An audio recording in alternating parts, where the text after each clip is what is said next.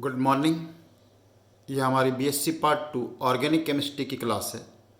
हमारा चैप्टर चल रहा है कार्बोनाइल कंपाउंड्स, और कार्बोनाइल कंपाउंड्स में काफ़ी काम हम कर चुके हैं। रिएक्शंस को बहुत सारी रिएक्शंस होती हैं इसके अंदर, इसलिए हमने classification capital A B C D में किया है। ए हेडिंग में हमने पढ़ा न्यूक्लियोफिलिक एडिशन रिएक्शंस, फिर हमने बी हेडिंग में पढ़ा ऑक्सीडेशन रिएक्शंस, सी में हमने पढ़ा रिडक्शन रिएक्शंस, फिर हमने पढ़ा अदर रिएक्शंस। ई हेडिंग में फिर हमने पढ़ा electrophilic substitution reactions, and then in last F heading we started polymerisation reactions. Last turn पे हमने पॉलीमराइजेशन रिएक्शंस में दो रिएक्शन पूरी की थी, polymerisation of formaldehyde and polymerisation of acetaldehyde, और आज हम कर रहे हैं पॉलीमराइजेशन ऑफ एसीटोन। इनकी रिएक्शंस करने के लिए ध्यान रखें, बिल्कुल इसी सीक्वेंस में आप देखें, क्रम में देखें आप, तभी आपको रिएक्शन जो अच्छी तरह समझ में आएंगी। चलो हम स्टार्ट करते हैं। पॉलीमराइजेशन रिएक्शन है polymerisation of acetone. Polymerisation of acetone में दो इंपॉर्टेंट रिएक्शन होती हैं। एक रिएक्शन होती है रिएक्शन विद HCl। अगर हम पॉलीमराइजेशन करें HCl से इसका, तो एसीटोन के दो मॉलिक्यूल जो हैं कंडेंस होके क्या बनाते हैं, मेजिटाइल ऑक्साइड। तो पहले आप क्या ध्यान रखना है कि एसीटोन से ट्रीटमेंट करने पर, HCl से ट्रीटमेंट करने पर HCl के दो मॉलिक्यूल कंडेंस होकर क्या बनाते हैं, एक प्रोडक्ट बनाते हैं मेजिटाइल ऑक्साइड। मेजिटाइल ऑक्साइड कैसे बनाते हैं ये मैं लिख के दिखाता हूँ। लेकिन मेजिटाइल ऑक्साइड जो है एसीटोन के एक और मॉलिक्यूल से कंडेंस कर लेगा और वो क्या बनाएगा, फोरॉन। तो जब भी ये रिएक्शन याद करनी, पहले तो आपको ध्यान रखना है कि HCl से ट्रीटमेंट करने पर दो मॉलिक्यूल कंडेंस होकर क्या बनाते हैं, मेजिटाइल ऑक्साइड, और वो एक और एसीटोन से कंडेंस होकर क्या बनाते हैं, अल्टीमेट प्रोडक्ट क्या बनता है, फोरॉन इज द प्रोडक्ट फॉर्म। फोरॉन क्या होता है, इसका IUPAC नाम क्या है, ये मैं रिएक्शन लिख के दिखाऊंगा। तो रिएक्शन कैसे लिखनी है, कंडेंसेशन देखिए, मैं तरीका बताता हूँ आपको। दो मॉलिक्यूल को कंडेंस करने के लिए हम क्या करते हैं, एक एसीटोन मॉलिक्यूल और इस एक एसीटोन का हमने रिएक्शन कराया दूसरे एसीटोन से। इसको देखो ऐसे लिख लीजिए आप H2। इसके लिखने का क्या फ़ायदा होगा हमारे को, जब ऐसे लिखेंगे तो आपको पता चल जाएगा क्या हो रहा है इसके अंदर, वाटर मॉलिक्यूल एलिमिनेट होगा। वाटर मॉलिक्यूल कैसे एलिमिनेट होगा, देखिए यहाँ पर पेन चेंज करते हैं, ये वाटर मॉलिक्यूल तो माइनस वाटर हो गया, और माइनस वाटर हो के प्रोडक्ट क्या बन गया, इधर देख के अपन लिखेंगे CH3 और फिर क्या है यहाँ पर देखो, यहाँ क्या आ जाएगा, डबल बॉन्ड CH के बाद आ गया C+O CH। दो मॉलिक्यूल कंडेंस होके ये जो प्रोडक्ट बना है इसका नाम क्या है, मेजिटाइल ऑक्साइड। जहाँ तक IUPAC नाम का सवाल है आप लिख सकते हैं, फिर मैं बताता हूँ। देखो क्योंकि फंक्शनल ग्रुप क्या हो गया इसके अंदर, कीटोन मेन ग्रुप हो गया कीटोन, और कीटोन ग्रुप के बाद नंबरिंग करनी पड़ेगी थोड़ा। देखो नाम लिखने के लिए इसके मैं लिख के देखता हूँ। पोजीशन नंबर 2 पे कीटोन आ गया, 3 पे ईन आ गया, और 4 पे सब्सटेंट आ गया मिथाइल। तो नाम क्या बन जाएगा इसका, 4 methyl pent 3 en 2 one. Question बन सकता है, write down the IUPAC name of mesityl oxide. अब क्या होगा कि ये जो मेजिटाइल ऑक्साइड है इसके दो H2 और दूसरे का एसीटोन कंडेंस करके क्या बना लेंगे, फोरॉन। हम चाहते तो इसको एक स्टेप में भी लिख सकते थे, लेकिन एक स्टेप में लिखने में आपको समझने में थोड़ा रिएक्शन को दिक्कत होती। तो चलो नेक्स्ट, ये था अपने पास मेजिटाइल ऑक्साइड का ऐसे कर लिया, और दूसरा मॉलिक्यूल लिया एसीटोन का, अनदर मॉलिक्यूल ऑफ एसीटोन। और इसमें से देखो अब हम क्या करेंगे, again one water molecule is lost like this. बस रिएक्शन लिखने में क्या होता है, कैसे बताया जा रहा है, तभी हम प्रोडक्ट जो है प्रॉपरली लिख पाते हैं। तो इसका प्रोडक्ट थोड़ा नीचे लिखता हूँ, ऊपर जगह कम है यहाँ पर, तो मैं लिखता हूँ CH3, इधर देख के लिखना पड़ेगा, double bond C+O CH, double bond CH3। आप यूँ कह सकते हैं कि कंसनट्रेटेड HCl से ट्रीट करने पर 3 मॉलिक्यूल कंडेंस हो रहे हैं, और 3 मॉलिक्यूल के कंडेंस होने से जो प्रोडक्ट बन रहा है उस प्रोडक्ट का नाम क्या है, फोरॉन का भी बिल्कुल उसी प्रकार से आप IUPAC नाम लिख सकते हैं। देखो इसके अंदर ही मेन ग्रुप तो कीटोन है, 1 2 3 4, 1 2 3 4, किधर से भी नंबरिंग कर लो, सिमेट्रिकल है, कोई बात नहीं है। पोजीशन नंबर 2 3 4 5 और 6, और डबल बॉन्ड की पोजीशन होगी 2 और 5। ओके, 2 और 6 पे दो ग्रुप लगे हुए हैं, तो नाम क्या हो जाएगा, 2,6 डाइमिथाइल हेप्टा और डबल बॉन्ड की पोजीशन है देखो 2 और 5, हेप्टा 2,5 डाई इन 4 आईयूपी से नाम ऑफ फोरॉन। तो ये पहला रिएक्शन था कि एसीटोन जब HCl से ट्रीटमेंट करते हैं तो एक ट्राइमर कंडेंस होकर बनाता है और उसका नाम क्या होता है, फोरॉन। 2 स्टेप में मैंने इसको लिखना बताया आपको। अब लिखते हैं next polymerisation reaction of acetone. Acetone की नेक्स्ट पॉलीमराइजेशन रिएक्शन देखो कि अगर एसीटोन को हम कंसंट्रेटेड H2SO4 से इसका डिस्टिलेशन करें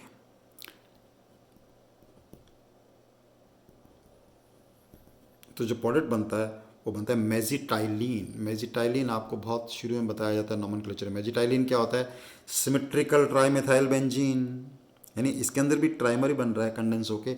और कैसे बनेगा इसका रिएक्शन को देखो, लिखना बताता हूँ। CH3 C double bond O CH3, 3 moles of acetone और 3 मोल्स ऑफ एसीटोन का ट्रीटमेंट हमने किया कंसनट्रेटेड H2SO4 से, तो प्रोडक्ट बनता है मेजिटाइलिन। मेजिटाइलिन क्या होता है, सिमेट्रिकल ट्राईमेथाइल बेंजीन, CH3 और CH3।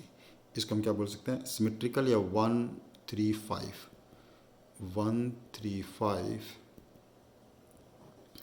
Trimethyl benzene is the product formed.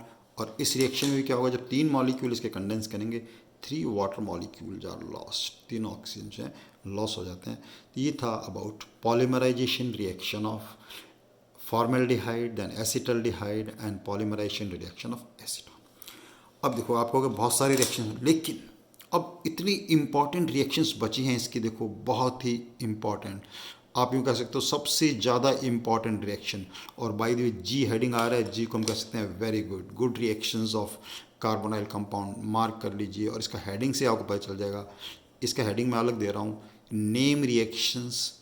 मतलब काफ़ी होती हैं name reactions of carbonyl compound, लेकिन आपके सिलेबस के अकॉर्डिंग और जितनी जरूरत होगी उतनी कराऊंगा। एक चीज़ और बता दूं आपको नेम रिएक्शंस में, जैसे यहाँ तो मैं आपको काफ़ी सारे नेम रिएक्शंस कराऊंगा, थोड़ा कम काम कराऊंगा उस पर एग्जांपल। अगर आप नेम रिएक्शंस में आपको मज़ा आ रहा है और नेम रिएक्शंस की खूब डिटेल्ड आप देख स्टडी करना चाहते हैं, कर सकते हैं आप, कोई दिक्कत नहीं है, बेसिक नॉलेज आपको है। क्योंकि तो MSc के लिए मैंने नेम रिएक्शन सीरीज़ की एक अलग पूरी सीरीज़ है नेम रिएक्शन की।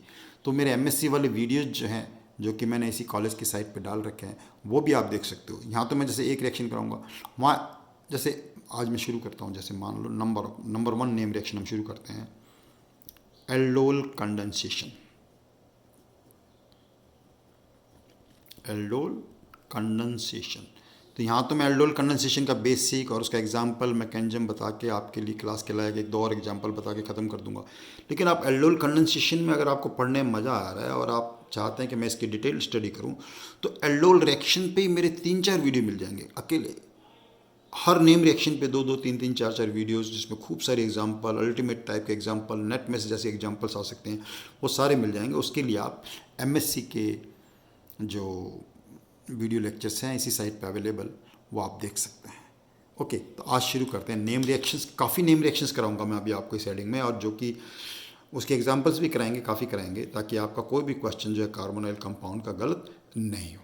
तो काफ़ी सारी रिएक्शंस अब आपने कर लिए हैं, और अब लास्ट टाइम मैंने नेम रिएक्शंस क्यों लिया कि एक रिएक्शन, अब नेम रिएक्शंस, अब हेडिंग बन जाए। पहला एल्डोल कंडेंसेशन, तो एल्डोल कंडेंसेशन भी करूँगा, फिर नंबर 2, नंबर 3, ऐसे चलेंगे रिएक्शंस। ओके, तो आज करते हैं हम नेम रिएक्शंस में एल्डोल कंडेंसेशन।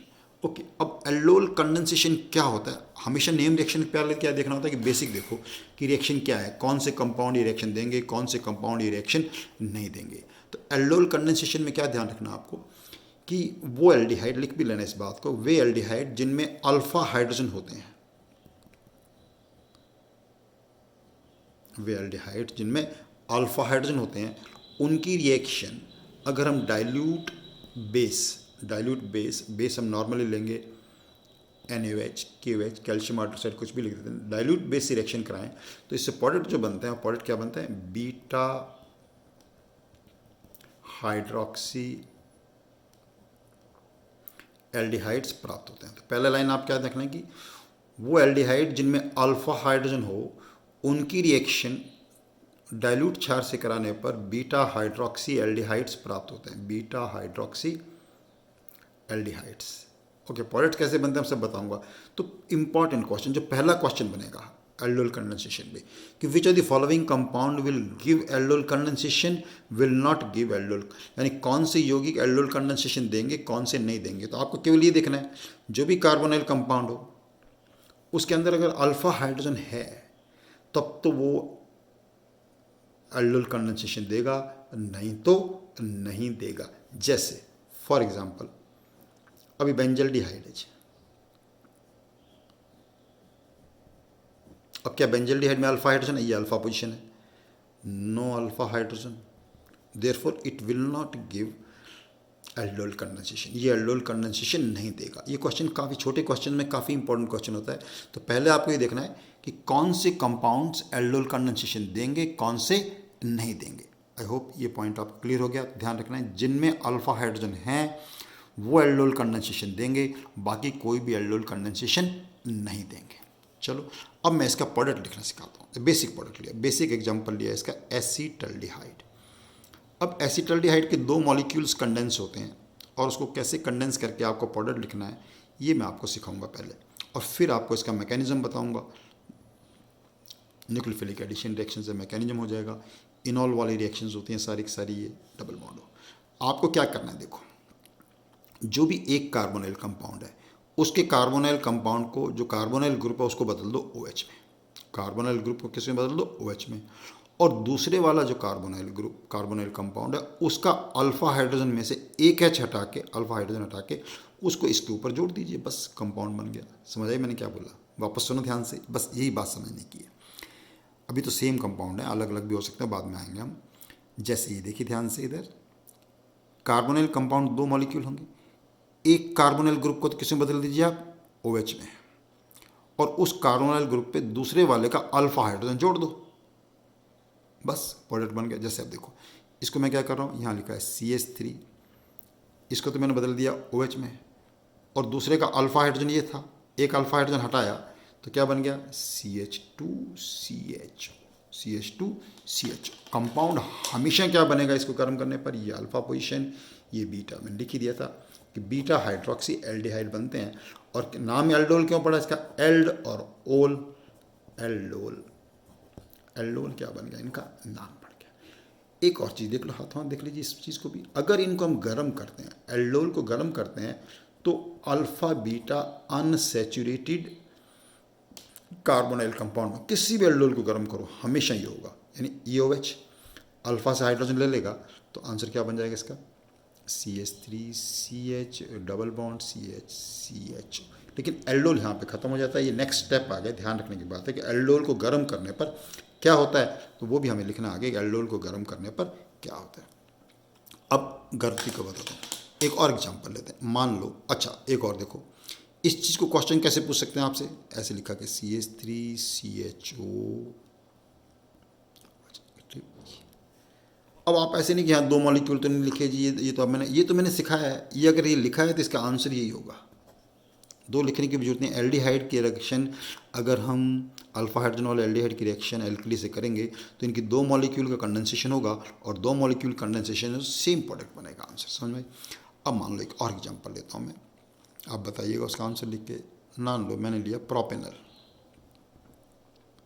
मान लो क्या लिया, प्रोपेनल, और प्रोपेनल की रिएक्शन हमने किससे कराई, डाइल्यूट एल्कली से। तो पहले तो देखेंगे एल्डोल देगा या नहीं देगा, देगा क्योंकि अल्फा हाइड्रोजन है, दो अल्फा हाइड्रोजन है, हमें तो एक ही चाहिए, देगा तो प्रोडक्ट लिखना क्या बताया, इसको किस में कन्वर्ट कर देंगे आप, OH में, और दूसरे वाले का अल्फा इस पे जोड़ेंगे, ये नहीं कि ये जोड़ दो, बहुत गलती होती है इसके अंदर। तो लिखो ध्यान से, देखो प्रोडक्ट क्या लिख रहा हूँ उसका मैं, CH3CH2CH, यहाँ क्या आ जाएगा, OH, यहाँ OH आ गया। अब इसका अल्फा जोड़ना है इसके ऊपर, जब एक अल्फा हाइड्रोजन हटा के यहाँ जोड़ेंगे तो यहाँ क्या बच जाएगा, CHO, और ये बन जाएगा CH3 ब्रांचिंग में आएगा। ये अल्फा ध्यान रखना है, उस कार्बन पर जोड़ना है, और एक को OH, बस ये अगर आपको आ गया तो किसी भी प्रकार का एल्डोल प्रोडक्ट लिखना हमें आ गया। ओके, ये भी देखो वापस प्रोडक्ट वही है, बीटा हाइड्रोक्सी एल्डोल, नाम लिख सकते हैं IUPAC नाम में, कोई दिक्कत नहीं है। बीटा हाइड्रोक्सी एल्डिहाइड प्रोडक्ट बनेगा, beta hydroxy aldehyde is the product. Okay, अब मैं बताता हूँ इसका कि what will be the mechanism of this reaction. इस रिएक्शन का मैकेनिज्म क्या होता है। जितनी भी नेम रिएक्शंस होती हैं थोड़ा मैकेनिज्म देख लीजिए, बड़ा क्वेश्चन आ सकता है इसके ऊपर आपको, तो मैकेनिज्म आप लिख देंगे और कुछ और एग्जांपल बता दूंगा इसके लिए। ओके, चलो नेक्स्ट, थोड़ा पेज चेंज करता हूँ। नेक्स्ट हेडिंग डाल दीजिए आप, mechanism of aldol condensation for the next heading.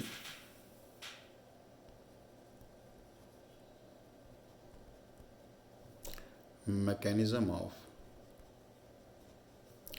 aldol condensation. Mechanism बहुत ध्यान से और समझने की चीज़ होती है कि हम कैसे मैकेनिज्म इसका कर सकते हैं। मैकेनिज्म के लिए देखिए हम क्या करते हैं कि बेस का क्या फंक्शन, देखो बेस क्या करता है, अल्फा हाइड्रोजन ले लेगा, एब्स्ट्रैक्ट कर लेगा, वर्ड क्या एक्चुअली वर्ड क्या होता है, एब्स्ट्रैक्ट कर लेगा, अल्फा हाइड्रोजन को ले लेगा। ये हमारे पास था CH3, ये अल्फा हाइड्रोजन लिया इसने, देखना ध्यान से क्या किया इसने, बेस ने अल्फा हाइड्रोजन ले लिया एज ए प्रोटॉन, ये इलेक्ट्रॉन पेयर इसके ऊपर आ गया, तो माइनस क्या हो गया इसमें से, वाटर, और इसके ऊपर क्या बन जाएगा, CH2 minus C double bond OH। ये जो चीज़ बन गई है इसको हम क्या बोलते हैं, वैसे तो इनोलेट एनाइन बनते हैं, आपके लिए वर्ड ही काम नहीं आएगा ज़्यादा, कौन सा एनाइन बन गया, इनोलेट एनायन, और ये रेजोनेंस स्टेबलाइज्ड होता है इसलिए ये बहुत आसानी से बन जाता है। ये क्या होता है, रेजोनेंस स्टेबलाइज होता है। अब जो इनोलेट एनायन है, ये इनोलेट एनायन दूसरा जो कार्बोनाइल कंपाउंड का दूसरा मॉलिक्यूल है उस पर बिल्कुल वैसे ही अटैक करेगा जैसे एक न्यूक्लियोफाइल करता है, न्यूक्लियोफाइल यही। अब मैं इसको शॉर्ट में लिख देता हूँ CH2CHO इनोलेट एनायन। अब देखिए क्या होगा, यहाँ पे आया, ये अटैक करेगा इस पोजीशन पर, तो पॉइंट क्या बन जाएगा, देखिए CH3CH, O पे क्या आ गया, नेगेटिव चार्ज, और इसके ऊपर क्या जुड़ गया है, CH2CHO, और ये वाला चीज़ वापस अपना प्रोटॉन ले लेगा, माइनस हो जाएगा OH, तो बन जाएगा CH3CH OH CH2CHO is the product form aldol. कौन सा प्रोडक्ट बन गया इससे, एल्डोल प्रोडक्ट बन चुका है हमारा। ओके, तो ये तो हो गया एल्डोल रिएक्शन और एल्डोल कंडेंसेशन का मैकेनिज्म। बहुत अच्छी तरह मैकेनिज्म देखिए एल्डोल कंडेंसेशन का मैकेनिज्म। एल्डोल कंडेंसेशन के मैकेनिज्म के बाद जो मैं चीज़ बता रहा हूँ आपको, देखो ध्यान से देखिए, और वो चीज़ क्या बता रहे हैं, देखो नेक्स्ट मार्क करके लिखता हूँ, crossed aldol condensation. Crossed aldol, cross का मतलब आप समझ रहे हैं, यानी aldol condensation between two different carbonyl compounds. दो अलग अलग कार्बोनाइल कंपाउंड्स हों तो उनके बीच का जो एल्डोल कंडेंसेशन है उन्हें हम क्रॉस्ड एल्डोल कंडेंसेशन कहते हैं। क्रॉस्ड एल्डोल कंडेंसेशन बहुत अलग अलग टाइप के कार्बोनाइल कंपाउंड्स में हो सकता है, जैसे हम ये देखें, एग्जांपल लें, for example crossed aldol between two aldehydes, crossed aldol between two aldehydes, दो अलग अलग एल्डिहाइड्स के बीच में एल्डोल कंडेंसेशन हमें अगर कराना है। अब देखो इसके अंदर एक खास बात देखो, अगर दोनों, इस एग्जांपल को समझना, देखो अगर दोनों हमारे पास जो कार्बोनाइल कंपाउंड्स हैं, दोनों जो कार्बोनाइल कंपाउंड हैं और उन दोनों के पास अगर अल्फा हाइड्रोजन है, नोट करना इस बात को कि अगर दोनों अलग अलग जो एल्डिहाइड्स हैं या कार्बोनाइल कंपाउंड हैं उन दोनों के पास अगर अल्फा हाइड्रोजन है तो 4 प्रोडक्ट बनेंगे। कितने प्रोडक्ट बनेंगे, 4। मैकेनिज्म पढ़ने के बाद आपको इजीली समझ, देखो इसके पास भी अल्फा हाइड्रोजन है, इसके पास भी अल्फा हाइड्रोजन है, इसलिए टोटल कितने प्रोडक्ट बनेंगे, 4 प्रोडक्ट बनेंगे। देखो कैसे 4 प्रोडक्ट बनेंगे, लिख देता हूँ, देखो फिर ये वीडियो का टाइम हो जाएगा, उसके बाद ये बनता नहीं है, इसलिए पहले एक बार प्रोडक्ट लिख देता हूँ आराम से। देखो ध्यान से, CH3, इसका अल्फा हाइड्रोजन इस पर अटैक करेगा तो क्या प्रोडक्ट बन जाएगा, CHOH CH2CHO। इसका अल्फा हाइड्रोजन अपने ऊपर ही अटैक करेगा तो क्या प्रोडक्ट बन जाएगा, CH3CHOH CH2 CHO। सिमिलरली इसका अल्फा हाइड्रोजन अब खुद के ऊपर अटैक करे और इसके ऊपर अटैक करे। चलो पहले खुद के ऊपर अटैक करके लिखते हैं। तो CH3 CH2 CHOH CH3 CHO। और अब एक प्रोडक्ट क्या बन जाएगा, उसका अल्फा हाइड्रोजन इसके ऊपर अटैक करे तो प्रोडक्ट बन जाएगा CH3 CHOH CH3 CHO। तो 4 प्रोडक्ट जो हैं इससे पॉसिबल हुए। किससे? अगर हमारे पास 2 अलग अलग एल्डिहाइड हैं और दोनों के पास ही क्या है, एल्डिहाइड।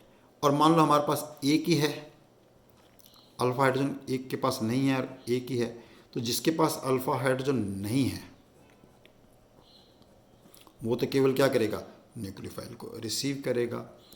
ये न्यूक्लियोफाइल को केवल रिसीव कर सकता है। तो इसके अंदर प्रोडक्ट क्या बनेगा, केवल मेजर प्रोडक्ट एक बनेगा। 2 बन सकते हैं वैसे, लेकिन हमारे पास मेजर प्रोडक्ट इसका केवल एक ही प्रोडक्ट बनेगा। और ये प्रोडक्ट बहुत ही अच्छा प्रोडक्ट होता है। इसमें से अगर हीट कर दें, जैसे मैंने शुरू में बताया था, माइनस वाटर हो जाएगा, अल्फ़ा बीटा अनसैचुरेटेड बन जाएंगे।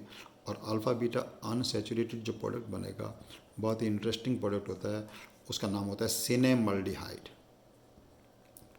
सिनेमल्डिहाइड। ओके, तो ये हुआ एल्डोल कंडेंसेशन के कुछ एग्जांपल्स हुए। एल्डोल कंडेंसेशन के कुछ और एग्जांपल्स बता सकते हैं आपको। इसके लिए मैंने बताया जैसे कि एल्डोल कंडेंसेशन पे आपको बहुत और डिटेल देखनी है, बहुत सारे एग्जांपल्स देखने हैं, इंट्रामोलिकुलर के एग्जांपल देखने हैं, डिफ़िकल्ट एग्जांपल्स देखने हैं तो आप मेरे MSc की क्लास के लिए जो मैंने नेम रिएक्शन सीरीज़ बना रखी है उसको आप देख सकते हैं। अभी ये तो पहली नेम रिएक्शन की है। नेक्स्ट वीडियो से हम और नेम रिएक्शन अभी हमें करने काफ़ी अपने सिलेबस के अनुसार। जैसा कि मैं हमेशा बताता हूँ, क्रम से इनको देखिए और अपने नोट्स बनाते रहिए। Keep doing your work. Thank you very much.